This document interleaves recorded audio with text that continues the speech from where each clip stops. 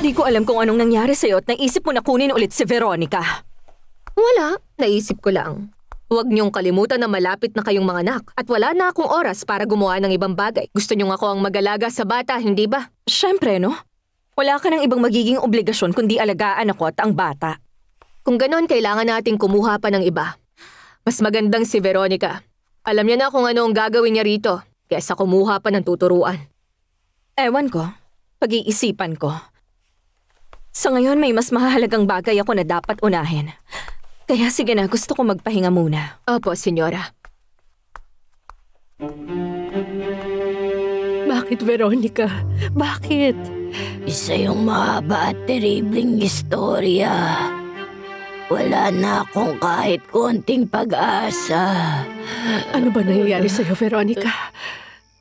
Magtiwala ka na gagawin ko ang lahat para matulungan kita. Pangako yan, Veronica.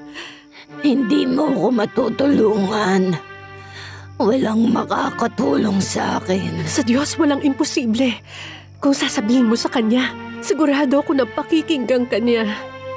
Pinabayaan at iniwan na ako ng Diyos. Matagal na panahon niya na akong pinabayaan. Mali ka. Hindi niya tayo pinababayaan. Para malaman mo nandito ako.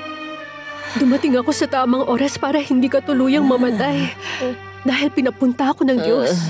Hindi, wala akong utang na loob sa'yo. Mas gugustuhin ko na mamatay na lang ako. Huwag mo nga sasabihin yan. Huwag mong sisihin ang Diyos sa mga nangyayari. Harapin mo ang buhay. Kayang-kaya mong harapin ang lahat. Harapin mo ang dapat mong harapin para matapos ang mga problema. Napakadali para sa'yo na sabihin yun. Napakadali lang para sa'yo na husgahan ang pagkatao ko. Wala kang kaalam-alam tungkol sa akin, kaya pwede mong sabihin ang lahat. Marami na rin akong pinagdaanan. Pero kahit ganon, lumaban ako sa buhay. Hinarap ko ang lahat. Naghanap ako ng trabaho. Ginawa kong lahat para magsimula ng bagong buhay. Hindi pa huli ang lahat. Meron akong trabaho noon. Pero tinanggal ako. Tinanggal nila ako ng hindi makatarungan. Saan? Sabihin mo sa akin kung saan ako makikiusap sa kanila.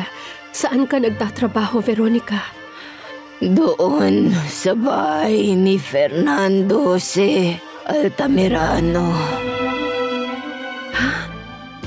Kung hindi ko papatayin si Berta, baka nakakulong na tayo. Isipin mo yun. Sa kasong ito, ang dapat na mabilanggo, walang iba kundi si Ramiro. Di mo ba alam yung mga kaparusahan sa mga taong nagbabalak ng krimen o sumakasabwat nila?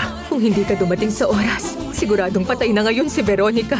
Hindi niyo alam kung ano naging reaksyon ko nung makita ko siya. Akala ko hindi ko na maililigtas ang buhay niya. Meron akong sasabihin sa'yo, Rosalinda. Ako ang totoong mama ni Fernando Jose. Rosalinda.